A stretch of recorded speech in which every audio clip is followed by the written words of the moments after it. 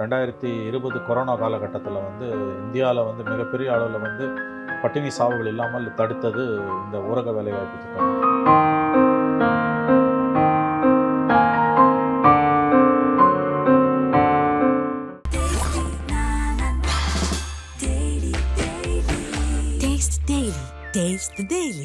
ஏற்கனவே ஸ்வச்சா பாரத் ஸ்கீம்னு சொல்லிட்டு மகாத்மா காந்தியோட பேரை பயன்படுத்தி இந்தியா ஃபுல்லாக தூய்மை இந்தியா திட்டம்னு கொண்டு வந்தாங்க. ஆனால் இந்தியா தூய்மையான மாதிரி தெரியல, தொடர்ச்சியாக அந்த பின்னோக்கி தான் போயிட்டு இருக்கோம். எல்லா இண்டெக்ஸ்லையும்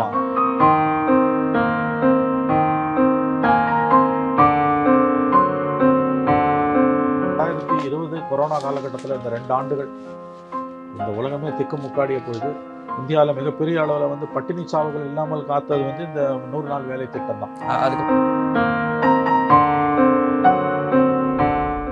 ஆரம்பத்திலிருந்து இந்த 100 நாள் வேலை திட்டத்தில் மோடி அரசுக்கு ஒரு கண் இருந்து கொண்டிருந்தது. அதை ஊற்றி மூட வேண்டும் என்பது இன்றைக்கு திறம்பட அதை செய்ய ஆரம்பித்திருக்கிறார்கள்.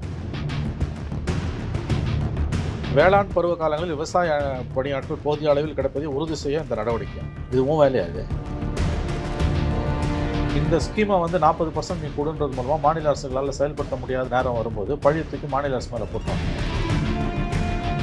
மெல்ல மெல்ல ஸ்லோ பாய்சன் கொடுத்து 100 நாள் வேலை திட்டத்தை படுகொலை செய்யும் திட்டம் தான் இந்த புதிய திட்டம். 100 நாள் வேலை திட்டத்தை முற்றிலுமாக ஒழித்து கட்டுவதற்கான ஆரம்ப கட்ட பணிகளை முடுக்கிவிட்டிருக்கிறது மோடி அரசு. 2029 மீண்டும் ஆட்சிக்கு வந்தால் கண்டிப்பாக 100 நாள் வேலை திட்டத்துக்கு மிகச்சிறப்பாக மோடி விழா காணப்படும். ஆனால் பல கோடி மக்கள் பாதிக்கப்படுவாங்க. அதனால அதை பற்றி மோடி கவர்மெண்ட் கவலை இல்லைங்க.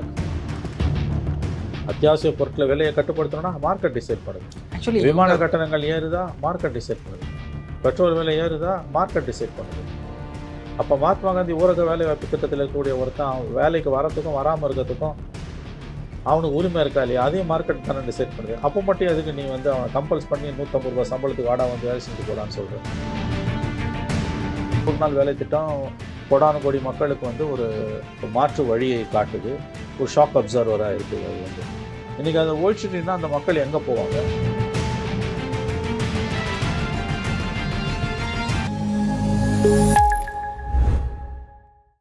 நாதஸ்நேயர்களுக்கு வணக்கம். அரசியல் பல பரபரப்பான கட்டங்களை நோக்க நகர்ந்து கொண்டு இருக்கிறது. அது குறித்து ஒதுக்க மூத்த பத்திரிகையாளர் திரு மணி அவர்கள் நம்ம இணைந்திருக்கார். வணக்கம் சார். வணக்கம் சார். இப்போ பார்த்தீங்கன்னா மகாத்மா காந்தி ஊரக வேலைவாய்ப்பு திட்டம் பார்த்தீங்கன்னா இந்தியாவோட பொருளாதார நெருக்கடியின் டைமில் பார்த்தீங்கன்னா கொண்டு வரப்பட்டது. உலக பொருளாதாரமே மந்தமாக இருக்கிறப்ப எளிய மக்கள் கிட்ட அந்த பணம் போய் சேரணுன்றதுக்காக மன்மோகன் சிங் அவர்கள் கொண்டு வந்த ஒரு விஷயம். ஆனால் இப்போ அந்த பில்லை மொத்தமாகவே மாற்றி பெருசாக ஸ்கிராப் பண்ணுறமான விஷயங்களில் இப்போ மத்தியில் இருக்க என்டிஏ கவர்மெண்ட் பண்ணிட்டு இருக்குன்ற ஒரு செய்தி வந்திருக்குல்ல, அதை பற்றி கொஞ்சம் சொல்லுங்கள். ஆமாம், மகாத்மா காந்தி ஊரக வேலைவாய்ப்பு திட்டம் 2005ஆம் ஆண்டு காலகட்டத்தில் கொண்டு வரப்பட்டது. டாக்டர் மன்மோகன் சிங் ஆட்சி காலத்தில் முதல் யூபிஏ ஐக்கிய முற்போக்கு கூட்டணி ஆட்சி காலத்தின் மிகச்சிறந்த சாதனைகளில் ஒன்று என்றதை கூறலாம். சுதந்திர இந்தியாவின் சாதனைகளில் ஒன்று என்றும் அதை நாம் கூறலாம். 100 நாட்கள் குறைந்தபட்சம் வேலைவாய்ப்பு வறுமையில் இருக்கக்கூடிய மக்களுக்கு, நகர்ப்புற விருப்பங்கள் இருக்கும் கூட அதை பயன்படுத்தி கொள்ளலாம். இது அதாவது 2008 பொருளாதார நெருக்கடி, அதை விட குறிப்பாக 2020 கொரோனா காலகட்டத்தில் இந்தியாவில் மிகப்பெரிய அளவில் பட்டினி சாவுகள் இல்லாமல் தடுத்தது இந்த ஊரக வேலைவாய்ப்பு திட்டம் தான். சித்தாந்த ரீதியாக இந்த திட்டத்திற்கு பாஜக RSS எப்பொழுதுமே எதிர்ப்பு தெரிவித்து வந்திருக்கின்றன. இந்த மக்கள் நலன் சார்ந்த திட்டங்களில் அவர்களுக்கு என்றும் அக்கறை கிடையாது. இது 100 நாள் வேலை திட்டத்தில் போயிடுறாங்க. அதனால் அவங்களுக்கு எங்களுக்கு குறைஞ்ச ஊதியத்தில் ஆளுங்க கிடைக்க மாட்டேன். பண்ணையால் அடிமை ரொம்ப அடிமைக்கு வேலைக்கு போயிட்டு இருந்தவங்க 100 நாள் வேலைப்பு திட்டத்துக்கு போயிட்டாங்கன்றது ஒரு மிகப்பெரிய கவலையாக இருந்துச்சு. மிகப்பெரிய கவலையாக இருந்தது. பண்ணை அடிமை, கரெக்டாக சொன்னீங்க. பண்ணை அடிமைகள் திட்டத்தை ஒழிக்குது அது.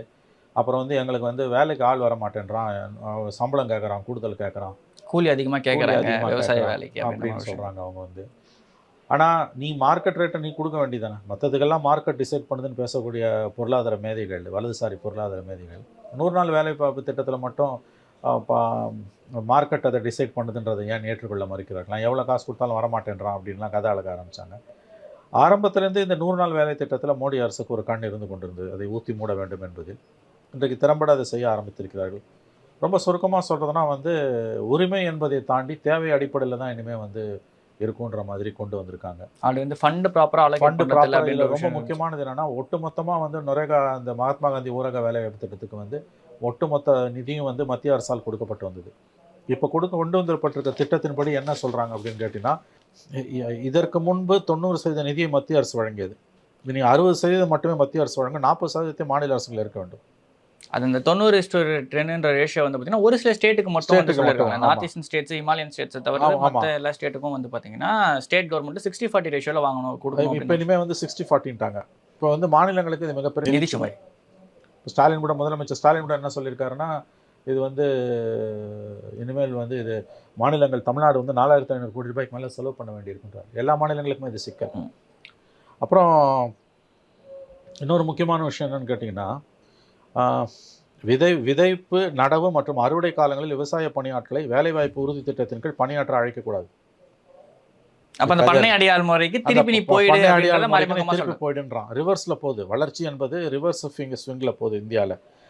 ஏன்னா முக்கியமான ஒரு குற்றச்சாட்டு வைக்கப்பட்டது என்னன்னா, எங்களுக்கு வந்து வேளாண் 100 நாள் வேலை திட்டத்தில் வந்து கிராமங்களில் வந்து பண்ணை விவசாயத்தில் நிலத்தில் வேலை செய்ய ஆள் கிடைக்க மாட்டேன்றான் அப்படின்னு. இப்போ வந்து அறுவடை காலங்கள், விதை நடப்பு காலங்களில் நீ கூப்பிடக்கூடாதுன்றான். நீங்கள் சொன்ன மாதிரி வந்து பண்ணை அடிமை திட்டத்துக்கு பின்னால் நகர்த்துறது. எல்லாத்துக்கும் மார்க்கெட் டிசைட் பண்ணுது. இப்போ 100 நாள் வேலை திட்டத்தை எதிர்க்கக்கூடிய அறிவுஜீவிகள் சொல்லக்கூடியது, இப்போ 100 நாள் வேலை திட்டத்தில் வந்து ஒரு நாளைக்கு 150 ரூபா கொடுக்குறாங்க என்னமோ வச்சுக்கோங்களேன், அவ்வளோதான். நாங்கள் வந்து 150 ரூபா வந்து 200 ரூபா கொடுத்தா கூட வரமாட்டேன்றான் அப்படின்னா, நீ 250 ரூபா கொடு, நீ தானே சொன்ன மார்க்கெட் வேலைக்கெல்லாம் இந்த இது பண்ணுறேன் சொல்கிறேன் இல்லை. இப்போ அவங்க என்ன சொல்கிறாங்க, நீ வந்து இந்த விதைப்பு காலகட்டத்தில் கூப்பிடக்கூடாதுன்றது மூலமாக நீங்கள் சொன்ன மாதிரி பண்ணை அடிமை திட்டத்துக்கான ஒரு அச்சாணியா தான் அது வந்து வந்து திரும்ப returning to the old system அப்படி தான் வருது. அது இல்லை. இப்போ இந்த பண்ணை அடிமை முறைன்றது தாண்டி ஜாதிய ஒடுக்குமுறையை திருப்பி வந்து இது வந்து அது வேறு, அது ஒன்று வருது. அது அடுத்தது. இன்னொன்று, வேளாண் பருவ காலங்களில் விவசாய பணியாட்கள் போதிய அளவில் கிடைப்பதை உறுதி செய்ய இந்த நடவடிக்கை. இதுவும் வேலையா? அது சப்சிடி கொடு, எக்யூப்மெண்ட்ஸ் எடுத்து சோலார் பேஸ்ட் எக்யூப்மெண்ட்ஸ், பயோமெட்ரிக் அங்கீகாரம் உட்பட விரிவான டிஜிட்டல் முறையில் வேலை திட்டமா. அதான் ஆதார் பேஸ்டு அட்டெண்டன்ஸ், அதுக்கப்புறமா பயோமெட்ரிக், இது Aadhaar based payment structure, Jio taking coding மூலியமா அந்த என்ஷூர் பண்ணுறது வந்திருக்காங்களான்ற மாதிரி விஷயங்கள். கவர்மெண்ட் ஸ்டாஃப் எவ்வளோ பேருக்கு நீங்கள் இதை என்ஷூர் பண்ணுறீங்கன்னு கேள்வி இருக்குல்ல. பல இடங்களில் அரசு ஊழியர்கள் பல இடங்களில் பெரிதாக வேலை செய்யறது இல்லை. Central government staffs, central government buildings எல்லாமே சும்மா தான் இருக்குன்ற மாதிரி கம்ப்ளைண்ட்ஸ் பொதுவாக எல்லா ஸ்டேட் கவர்மெண்ட் ஸ்டாஃப் மத்தியிலுமே இருக்கு. ஆமாம், அவங்க வேலையை பார்க்கறதுல அவங்களுக்கு அதிகமாக சம்பளம் கிடைக்குதுன்ற விஷயம் தான் ஸ்டேட் கவர்மெண்ட். ஜிபிஎஸ் அல்லது மொபைல் ஃபோன் வழியாக பணியிடத்தை மேற்கொள்ளுதல், நிகழ்நேர் மேலாண்மை தகவல் முறை வழங்கப்படும், மோசடிகளை தடுக்க ஏஐ எனப்படும் செயற்கை நுண்ணறிவு தொழில்நுட்பம் பயன்படுத்தப்படும், மத்திய அரசு நிதி உதவியுடன் இத்திட்டம் செயல்படும். இச்சட்டத்தின் கீழ் ஒவ்வொரு மாநிலமும் வேலை வாய்ப்புகளை வழங்க திட்டங்களை தயாரித்து சமர்ப்பிக்க வேண்டும். இதற்கு முன் 90% நிதியை மத்திய அரசு வழங்கியது. இனி 60% நிதியை மட்டுமே மத்திய அரசும், மாநிலங்கள் 40% நிதி. இது மாநிலங்களுக்கு மிகப்பெரிய நிதி சுமைங்க. ஆல்ரெடி மாநிலங்களோட நிதி ஆதாரங்கள் எல்லாத்தையும் மோடி அரசு கம்ப்ளீட்டாக பிரித்து சுண்டி எடுத்துட்டாங்க. இப்போ இந்த ஸ்கீமை வந்து 40% நீ கொடுன்றது மூலமாக மாநில அரசுகளால் செயல்படுத்த முடியாத திட்டம் நேரம் வரும்போது பழைய தூக்கி மாநில அரசு மேலே போட்டுருவாங்க. அதாவது மெல்ல மெல்ல ஸ்லோ பாய்சன் கொடுத்து 100 நாள் வேலை திட்டத்தை படுகொலை செய்யும் திட்டம் தான் இந்த புதிய திட்டம். அதில் பெயரை வேறு மகாத்மா காந்தி ஊரக வேலை திட்டத்தை தூக்கிட்டு பூஜ்ய பாபு கிராமின் ஸ்கீம்னு இதை கொண்டு வராங்க. இதில் வந்து இன்னொரு ஆழமான அரசியல் என்னென்னா, மகாத்மா காந்தியோட பெயரை எவ்வளோ தூரம் இருட்டடிப்பு செய்ய முடியுமோ அந்த அளவுக்கு இந்தியாவின் பொது வாழ்க்கையிலிருந்து இருட்டடிப்பு செய்ய வேண்டும். நாங்கள் வந்து சொல்லி தான் மகாத்மா காந்தியே வெளியே தெரிஞ்சது அப்படின்னு சொல்லிட்டு புழுவிட்டு இன்னைக்கு வந்து மகாத்மா காந்தி பேரை வந்து, அதாவது வந்து இதை விட ஒரு உச்சகட்ட மோசடி இந்தியாவில் நடந்திருக்கு. ஏற்கனவே ஸ்வச்சா பாரத் ஸ்கீம்னு சொல்லிட்டு மகாத்மா காந்தியோட பேரை பயன்படுத்தி இந்தியா ஃபுல்லாக தூய்மை இந்தியா திட்டம்னு கொண்டு வந்தாங்க. ஆனால் இந்தியா தூய்மையான மாதிரி தெரியல, தொடர்ச்சியாக அந்த பின்னோக்கி தான் போயிட்டு இருக்கோம் எல்லா இண்டெக்ஸ்லையும். ஸோ இது தெளிவாக வந்து மகாத்மா காந்தி ஊரக திட்டம் என்பதன் மூலம் செய்யப்படுகிற இன்னும் ஒரு பிற்போக்குத்தனமான, மகாத்மா காந்தியின் பெயரை முற்றிலுமாக அழிக்கக்கூடிய திட்டம். பெயரை விட முக்கியமானது என்னன்னு கேட்டிங்கன்னா, இந்த ஸ்கீம் வந்து மாநிலங்களுக்கான நிதிச்சுமையை அதிகப்படுத்தும். அதாவது வந்து வேலை பெறுவது என்பது அடிப்படை உரிமை என்ற அந்த சித்தாந்தத்திலிருந்து மாறி, தேவை இருப்பின் உங்களுக்கு வேலை கொடுக்கப்படும். நீங்கள் வந்து விவசாய காலங்களில், அறுவடை காலங்கள்லையும் நடவு காலங்கள்லையும் விவசாய பண்ணைகளில் வந்து ஆட்கள் வந்து இருப்பதை வந்து உறுதி செய்யணுன்றது மூலமாக, நீங்கள் சொல்கிறது மூலமாக அது பண்ணை அடிமை முறைக்கு திரும்ப போகுது. ரெண்டாவது, தன்னுடைய கடமையிலிருந்து மத்திய மாநில அரசுகள் தப்பித்து ஓடுவது. இது வந்து கிராமங்களில் இருக்கவங்களுக்கு மட்டும்தான், நகர்ப்புற அதே மாதிரி எங்கே அந்த வேலையை பார்க்கணுன்றது சென்ட்ரல் கவர்மெண்ட் டிசைட் பண்ணுன்ற மாதிரி. ஆமாம், எங்கே வந்து இந்த வேலை செயல்படுத்தப்படும், மத்திய அரசு நிதி உதவி திட்டம் செயல்படும். இச்சட்டத்தின் கீழ் ஒவ்வொரு மாநிலமும் வேலை வாய்ப்புகள் வழங்க வேண்டும். கரெக்ட். அதாவது வந்து எந்த இடத்துல இத்தகைய வேலைகள் வழங்கப்படும் என்பதை வந்து மத்திய அரசு தான் வந்து உறுதி செய்யுன்றாங்க. ஸோ மாநிலங்களோட உரிமையை மொத்தமாக பறிக்கக்கூடிய ஒரு திட்டமாக தான் இது இருக்குது. மறந்துடாதீங்க, 2020 கொரோனா காலகட்டத்தில் இந்த 2 ஆண்டுகள் இந்த உலகமே திக்குமுக்காடிய பொழுது இந்தியாவில் மிகப்பெரிய அளவில் வந்து பட்டினி சாவுகள் இல்லாமல் காத்தது வந்து இந்த 100 நாள் வேலை திட்டம் தான். அதுக்கப்புறம் பிஎம்ஜிகே அந்த அந்த ஒரு விஷயத்தை நம்ம சொல்லி கரீப் கல்யாண ஆவாஸ் யோஜனா திட்டம் ஒரு 35 கிலோ அரிசி அதில் கோதுமை அந்த தானியங்களை வந்து மக்களுக்கு வந்து கொடுத்துருந்தாங்க. அந்த 2 விஷயம் தான் வந்து 2 விஷயம் அது வரைக்கும் இலவசமாக கொடுக்கக்கூடாதுன்னு சொல்லிட்டு இருந்த மோடி கவர்மெண்ட் அந்த ஒரு டைம் தான் வந்து பார்த்தீங்கன்னா மக்களுக்கு இலவசமாக தானியங்களை கொடுக்கணும், மக்கள் ஏழை வறுமையில் கஷ்டப்பட்டாங்கிற விஷயங்களை வந்து அதை பண்ணியிருந்தாங்க. ஆனால் இப்போ புதுசாக லேபர் பில் கொண்டு வந்தப்போ வந்து பார்த்தீங்கன்னா ஊதியம் சார்ந்த விஷயங்கள்லாம் நிறைய பக்கமாக பேசிட்டு இப்போ இந்த இது அப்படியே ஸ்கிராப் பண்ணுற மாதிரி உள்டாவாக வந்து கொண்டு போய் நிறுத்துறாங்கன்னு ஒரு கேள்வி இருக்குல்ல. ஆமாம், இது அவர்களுடைய வலதுசாரி சித்தாந்தத்தோட இணைந்தது. இன்ஃபேக்ட் முதல் பட்ஜெட் அருண்ஜேட்லி பிரசன்ட் பண்ணும்போது 2014 மோடி பிரதமராக வந்த பட்ஜெட்லேயே வந்து இது ஊற்றி மூடப்படும் என்று எதிர்பார்த்தார்கள். ஆனால் அருண்ஜேட்லி ஓரளவு மனசாட்சி உள்ள மனிதராக இருந்ததால் கொஞ்சம் கொஞ்சமாக நிதியை குறைச்சி கொஞ்சம் கொஞ்சமாக நாங்கள் வந்து இதை ஊற்றி மூடுவோம் அப்படின்னு எதிர்பார்த்தாங்க. ஆனால் நாங்கள் அதை விரும்பலை. இது வந்து நாடு விடுதலை அடைஞ்சு 70 ஆண்டு காலம், அப்போ 67 ஆண்டு காலம், அது 67 ஆண்டுகள் கழித்தும் இந்தியாவோட வறுமை எந்த அளவுக்கு இருக்குது என்பதை வெளிப்படுத்தக்கூடிய திட்டமாக இது இருக்கிறது. ஆகவே இதை தொடர்கிறோம். ஒரு கொடி வச்சு பேசினாங்க, நல்லா ஞாபகம் இருக்குது. அந்த முதல் பட்ஜெட்டில் அருண்ஜேட்லி கொண்டு வந்தப்போ 2014 ஃபஸ்ட்டு மோடி பிரதமரான பிறகு போட்ட பட்ஜெட்டில் வந்து இது எல்லாரும் இதை 100 நாள் வேலை திட்டம் முழுதும் ரத்து செய்யப்படும் என்ற எதிர்பார்ப்பு பரவலாக இருந்த கட்டத்தில் அவங்க சொன்னது 100 நாள் வேலை திட்டம் என்பது 67 ஆண்டு கால சுதந்திர இந்தியாவின் வளர்ச்சியின்மையை காட்டக்கூடிய வரலாற்று சின்னமாக இருக்கிறது. ஆகவே நாங்கள் இப்பொழுதைக்கு அதை கை வைக்க விரும்பவில்லைன்னு சொன்னாங்க. ஆனால் எல்லாருக்கும் தெரியும், விஷயம் தெரிஞ்சவங்களுக்கு தெரியும், அட்லீஸ்ட் வந்து இவங்க ஆட்சியில் தொடர்வார்களே ஆனால் காலப்போக்கில் வந்து 100 நாள் வேலை திட்டத்தை ஊற்றி மூடுவார்கள், மொத்தமாக வந்து அதை இழுத்து மூடுவாங்க, அதை வந்து ரத்து செய்வாங்கன்றது எல்லாருக்கும் தெரியும். அதான் இன்றைக்கி நடந்திருக்கு.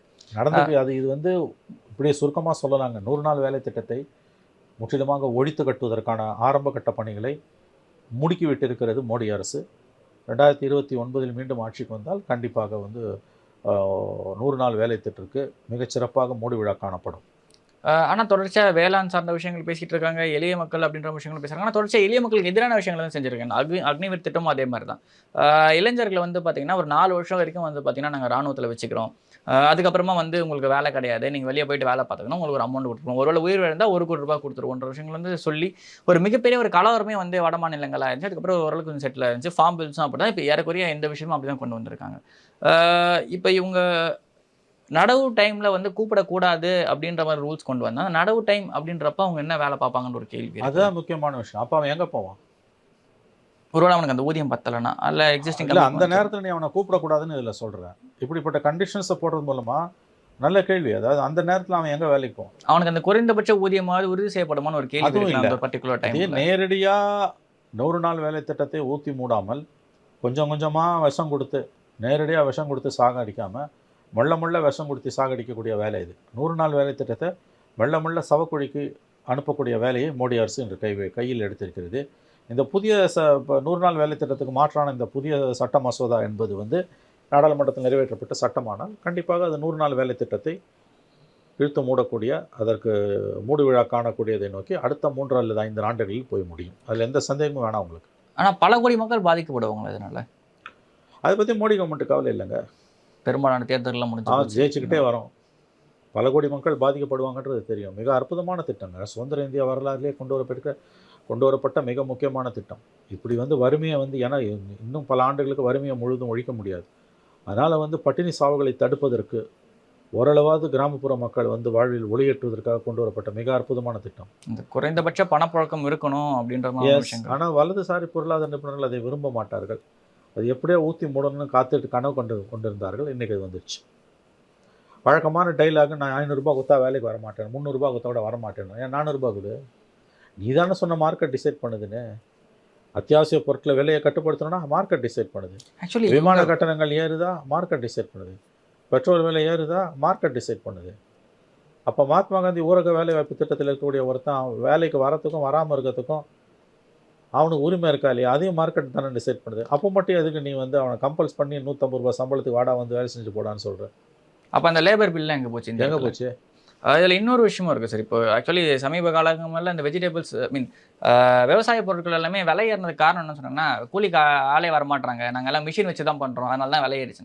சப்போஸ் 100 ரூபா கூலிக்கு உங்களை நீ கூட்டு போய் வேலை கொடுத்தனா மற்ற எல்லா பொருளோட விலையும் குறைப்பியா? உற்பத்தி சார்ந்த எல்லாத்தோட விலையும் குறைப்பியான ஒரு கேள்வி வரும்ல. அதாங்க முரண்பாடுகளின் மூட்டை தாங்க இந்த அரசு. பெருமுதலாளிகளுக்கான அரசு, ஏழை மக்கள் வயிற்றில் அடிக்கக்கூடிய அரசு. இந்த திட்டம் ரொம்ப அற்புதமான திட்டங்க. மகாத்மா காந்தி ஊரக வேலைவாய்ப்பு திட்டம் என்பது கல்வி உரிமை சட்டம் மாதிரி மிக அற்புதமான திட்டம். சோனியா காந்தியோடைய பெருமுயற்சியால் எடுக்கப்பட்டது. இந்த நேஷனல் அட்வைசரி கவுன்சில் இதில் இருந்தது வழிகாட்டுவதற்கு. ஜெயன் ரெஸ், அருண் நாராய் போன்றவர்கள்லாம் அதில் இருந்தாங்க. அது இவர்களுக்கு மதவெறியர்களுக்கு, பெரும்பான்மை மதவெறியர்களுக்கு, வலதுசாரிகளுக்கு அது பிடிக்காது. வலதுசாரி பொருளாதார கொள்கைகளின் ஒரு முகமூடி போர்வை தான் பெரும்பான்மை மதவெறி. ஆனா ஒரு சில இடங்கள்ல இந்த திட்டங்கள் சார்ந்த பல குறைபாடுகள் வந்து பார்க்க முடிஞ்சது. பல இடங்கள்ல ஏரி வேலை அப்படின்னு சொல்லிட்டு ஏரி தூர்வாரவே இல்ல. அந்த வாய்க்கால்லாம் இவங்க ப்ராப்பரா வந்து 100 நாள் வேலைவாய்ப்பு திட்டத்தினால தான் அந்த தூர்வாரல. அதனால ப்ராப்பரா வந்து தண்ணி சேமிச்சு வைக்க முடியலன்ற மாரி கம்ப்ளைண்ட்ஸ்லாம் வந்து பல இடங்கள்ல பார்க்க முடிஞ்சுது. அதெல்லாம் ஸ்ட்ரீம்லைன் பண்ணி அதெல்லாம் ப்ராப்பரா வந்து மாத்தி இருந்தாலே வந்து பார்த்தீங்கன்னா, நாடு ஒரு ப்ராப்பரான ஒரு வழியை நோக்கி சென்றிருக்கும்ல. பட் இவங்க இத மொத்தமா அப்படியே கொலாப்ஸ் பண்ற மாரி ஒரு ஸ்ட்ரக்சர் ஆமா, கொண்டு போய் 12 நிறுத்துறாங்கல்ல. ஆண்டுகள் இத அவங்களால வந்து அத மூட முடியல அவங்களால. மூடுனா பெரிய சமூக கொந்தளிப்பு வரும்னு மூட முடியல. 2வது கொரோனா காலத்திலயும் அது ஒரு பெரிய அளவுல பேருதவி புரிஞ்சுது. 21, 20, 21, 21, 22ல 20, 21, 22 அந்த 3 ஆண்டுகள் சொல்லலாம். அது 2 ஆண்டுகள் குறிப்பாக. 20 மே மாதம் 20 மார்ச்சில் லாக்டவுன் அனௌன்ஸ் பண்ணுறாரு மோடி. 22 வரைக்கும் நமக்கு இப்போ கொரோனா இருந்தது. அந்த 2 ஆண்டுகள் இந்த 48 24 மாதங்களில் வந்து இது அவங்களுக்கு உதவியாக தான் இருந்தது கவர்மெண்ட்டுக்கு. ஆனால் வந்து அவர்களுக்கு அதை பற்றியெல்லாம் கவலை இல்லை. இது மொத்த பணத்தையும் முதலாளிகளுக்கு பக்கம் திருப்பி குரோனி கேபிட்டலிஸ்ட்டுங்க, சுயமோகிகள், நாட்டை சூறையாடக்கூடியவர்கள் பக்கம் இந்தியாவை நகர்த்தி கொண்டிருக்கிறது மோடி அரசு. ஊரக 100 நாள் வேலைவாய்ப்பு திட்டம் மூடப்படுவது என்பது இந்தியாவின் சமூக சமூக அமைதிக்கு, சோஷியல் பீஸ் ஒரு பெரிய ஆபத்தை நான் பார்க்குறேன். ஏன்னா வந்து இந்த மாதிரியான திட்டங்கள் வந்து மக்கள் பெரிய அளவில் புரட்சிக்கு நோக்கி நகராமல் தடுத்து கொண்டிருந்தன. அந்த வன்முறை ஏற்படாமல். ஏன்னா வந்து வயிற்றுக்கு கால் வெஞ்சு கஞ்சியாவது அது கொடுத்துக்கிட்டு இருந்தது. இன்றைக்கி அதில் போய் கையை வைக்குது மோடி அரசுன்னா, 12 ஆண்டுகளில் மோடி அரசு செய்த பஞ்சமா பாதகங்களில் ஒரு 4, 5 சொன்னோன்னா அதில் இதுவும் ஒன்று. மதிப்பிழப்பு டிமானிட்டைசேஷனு, அதற்கு பிறகு பார்த்திங்கன்னா வந்து கொரோனாவை கையாண்ட விதம், 50 லட்சம் பேர் செத்து, இப்போ 5 லட்சம் பேர் செத்தனது, ஜிஎஸ்டி எம்எஸ்எம்இ ஃபுல்லாகவே கொலாப்ஸ் ஆனது, எம்எஸ்எம்இ. அதில் அந்த வரிசையில் வந்து 100 நாள் வேலை திட்டத்தை ஊற்றி மூடுவது என்பது போய் முடியும். இந்தியாவை மிக கடுமையான நெருக்கடியை நோக்கி நரேந்திர மோடி உந்தி தள்ளி கொண்டிருக்கிறார். ஒருவேளை சாதியின் காரணமாவோ இல்லை வேறு ஏதாவது எக்ஸ்டர்னல் பேராமீட்டர்ஸ் காரணமாக மைனாரிட்டிஸ் மாதிரியான விஷயங்கள் காரணமோ இவங்களுக்கு அந்த இவங்க சொல்கிற மாதிரி அந்த நடப்பு டைமில் அவங்களுக்கு அந்த பணின்றது கொடுக்கப்படல அப்படின்னா, அந்த வறுமையை வந்து பார்த்தீங்கன்னா அவனை நெகட்டிவான ஒரு விஷயத்தை ஆன்டி சோஷியல் எலிமெண்ட்டாக மாற்றத்துக்கான வாய்ப்பு. அதுதாங்க நீங்கள் ஷாக் அப்சர்வர்னு அதுதான் சொன்னேன். இவ்வளோ வறுமையிலையும் நீ வந்து மக்கள் வந்து புரட்சி வெடிக்காமல் இருக்குது, பெரிய அளவில் கலகம் வெடிக்காமல் இருக்குது அப்படின்னா வந்து இத்தகைய நலத்திட்டங்கள் ஆட்சியாளர்கள் தங்கள் சொந்த நலன் கருதி இத்தகைய நலத்திட்டங்களில் கை வைக்கக்கூடாது. வறுமை வந்து இந்தியாவில் பெரிய அளவில் இருக்குது. ஏழைக்கும் பணக்காரனுக்குமான வித்தியாசம் உலகிலேயே மிக அதிகமாக இருக்கக்கூடிய நாடு இந்தியா தான். ஏற்றத்தாழ்வு 40% பொருளாதாரம்னு 1% மக்கள்கிட்ட மட்டும்தான் இருக்குது. 40%, 1% பணக்காரர்கள் 40% மக்களின் செல்வங்களை இன்றைக்கு வந்து ஏகோபாதமாக அனுபவித்து கொண்டிருக்கிறார்கள். ஆகவே இந்த ஏற்றத்தாழ்வு இந்த உலகின் கிட்டத்தட்ட எந்த நாட்டிலுமே இல்லைன்னு சொல்லலாம். அப்போ இவ்வளவு வறுமை, ஒடுக்குமுறை, அடக்குமுறை, சுரண்டல் உள்ள தேசத்தில் புரட்சி வெடிக்காமல் இருப்பதுதான் ஆச்சரியம் மொழி. புரட்சி வெடித்தால் அதில் ஆச்சரியம் இல்லை. அது புரட்சி என்பது பாசிட்டிவ் டேர்ம். கலகமாக உள்நாட்டு யுத்தமாக வெடிக்காமல் இருப்பது குறித்து ஆட்சியாளர்கள் தான் கவலைப்படணும். இந்த சோஷியல் டென்ஷன் இருக்கு இல்லையா, இப்போ நீ வந்து 100 நாள் வேலை திட்டம் கோடானு கோடி மக்களுக்கு வந்து ஒரு மாற்று வழியை காட்டுது, ஒரு ஷாக் அப்சர்வராக இருக்குது. அது வந்து இன்றைக்கி அதை ஒழிச்சிட்டிங்கன்னா அந்த மக்கள் எங்கே போவாங்க? பெண்கள் அவங்க எங்கே போவாங்க? அவங்க இப்போ ப்ரைவேட் செக்டாரால் அவங்களை எம்ப்ளாய் பண்ண முடியாது. அப்போ இது மிகப்பெரிய சமூக கொந்தளிப்புக்கு இட்டு செல்லும் என்ற குறைந்தபட்ச சமூக அறிவு கூட இன்றைய ஆட்சியாளர்களுக்கு இல்லை. நம் காலகட்டத்தில் மிக மோசமான கொடுமையான நிலைமை என்பது இதுதான். 1% மக்கள் 40% வளங்களை வந்து இன்றைக்கி ஏகபோகமாக அனுபவிக்கிறாங்க. ஏற்றத்தாழ்வு மிக அதிகமாக இருக்குது. அப்போ இந்த மாதிரியான ஸ்கீம்ஸ் வந்து நம்மை காப்பாற்றக்கூடிய, நம் சமூக அமைப்பை காக்கக்கூடிய ஸ்கீம், அது திட்டங்கள், இதை வந்து கை வைப்பது என்பது வந்து மோடி அரசு செய்கின்ற பஞ்சமா பாதகங்களில் முதல் ஒரு 3 பாவங்களில் பஞ்சம் இதுவும் வந்து சேரும். 100 நாள் வேலை திட்டத்தை கணிசமான ஒரு 30%க்கு மேலேயே என்னமோ அதை வந்து இன்றைக்கி சீரமைக்கிறன்ற பேரில் தனியாருக்கு, பிக் கார்பரேட்ஸுக்கு அவங்க பணத்தை தாரவாக்க போகிறாங்க. இந்தியாவுக்கு நிச்சயமாக ஒரு பெரும் சிக்கல் சூழ்ந்து கொண்டிருக்கிறது இந்தியாவை என்று தான் நான் பார்க்கிறேன். இந்த மாதிரியான விஷயங்கள்லாம் பார்க்குறப்ப தொடர்ச்சியாக வந்து பிலோ ஆவரேஜ் லைனில் இருக்கிறவங்க இல்லை மிடில் கிளாஸ் லைனில் இருக்கிறவங்க இதை தாண்டி மேலேயே வர முடியாத சுச்சுவேஷன் வந்து இது கொண்டு போய் நிறுத்திடும்ல. கண்டிப்பாக. அதாவது வந்து ஒரு கடும் நெருக்கடியை உண்டாக்குங்க. இது வந்து ஒரு சமூக கொந்தளிப்பு கட்டு செல்லும். ஏன்னா இது நான் திரும்ப திரும்ப சொல்கிறேங்க, இது ஷாக் அப்சர்வர்.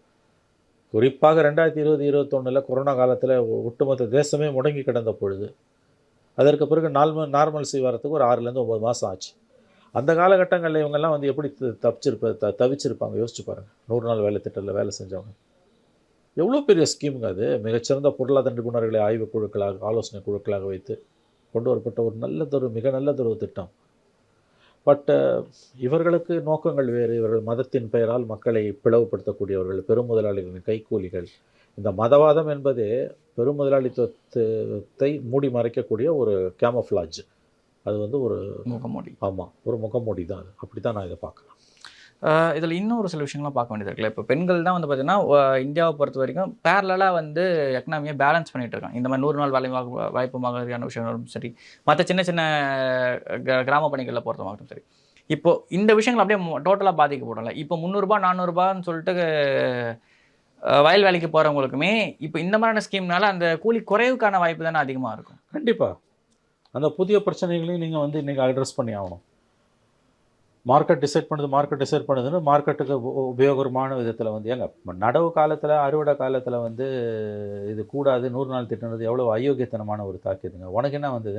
நடவு காலமாவது வெங்காய காலமாவது.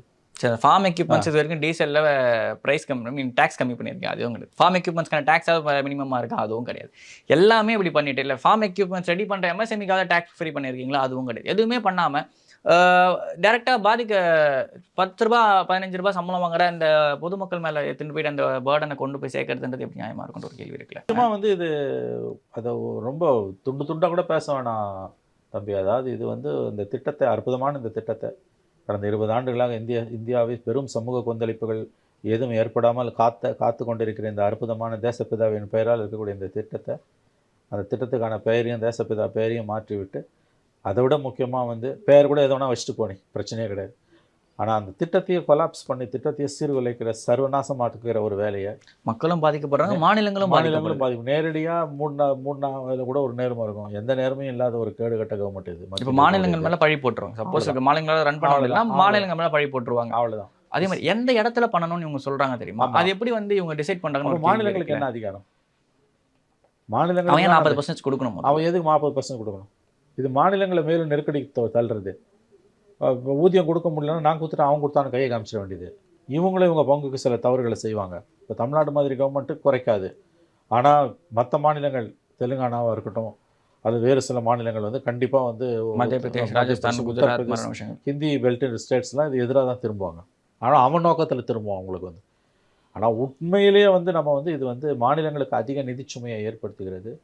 பாதிக்கப்பட்ட மக்களுக்கான அந்த நிவாரணமாக கடந்த ஒரு ஆக்சிஜனாக ஒரு 20 ஆண்டுகளாக கடும் வறுமை நாட்டில் நிலவிய பொழுதும், சர்வதேச சூழல் மிகவும் கொந்தளிப்பாக இருந்த போதும், 100 ஆண்டுக்கு ஒரு முறை வரக்கூடிய கொரோனா போன்ற பெருந்தொற்றுகள் வந்த காலகட்டத்தில் குறிப்பாக இந்த நரேகா ஸ்கீம் இல்லை என்றால் இந்தியா திண்டாடி இருக்கும். கோடிக்கணக்கானவர்கள் செத்திருப்பார்கள் வறுமையில். 1943 பஞ்சாப், பெங்கால் ஃபெமைன், வங்க பஞ்சத்தை போன்று 2022 இந்தியாவில் மனிதர்கள் செத்து மடிந்திருப்பார்கள். அவ்வாறு நிகழாமல் காத்தது இந்த திட்டம் தான். இன்றைக்கி அந்த திட்டத்தை ஊற்றி மூடிட்டு பெருமுதலாளிகளுக்கு சாதகமாக திட்டங்களை வகுத்து கொண்டு இருக்கக்கூடிய இந்த மோடி அரசு, இந்த மசோதா நாடாளுமன்ற கூட்டுக்குழுவுக்கு அனுப்ப வேண்டும் என்று எதிர்க்கட்சிகள் கோருகின்றன. குறைஞ்சபட்சம் அதையாவது அவங்க செய்யணும். சில திருத்தங்களோடையாவது திரும்ப கொண்டு வரணும். இப்போ இருக்க ஃபார்மேட்லேயே அது நாடாளுமன்றத்தில் அவசர கதியில் அள்ளித்தளித்த மாதிரி மோடி கவர்மெண்ட் நிறைவேற்றும் என்றால் நிச்சயமாக அது பாரதூரமான விளைவுகளை இந்தியாவின் பல பகுதிகளிலும் ஏற்படுத்தும். மாநிலங்களுக்கான நிதிச்சுமையும் பெரிய அளவில் அது அதிகரிக்கும். ஆகவே எதிர்க்கட்சிகள் இந்த விஷயத்தில் எழுப்பியிருக்கக்கூடிய குரல் ஸ்டாலின் அவர்கள் கூட இதுக்கு கண்டித்து பேசியிருக்காரு. அது ரொம்ப நியாயமானது.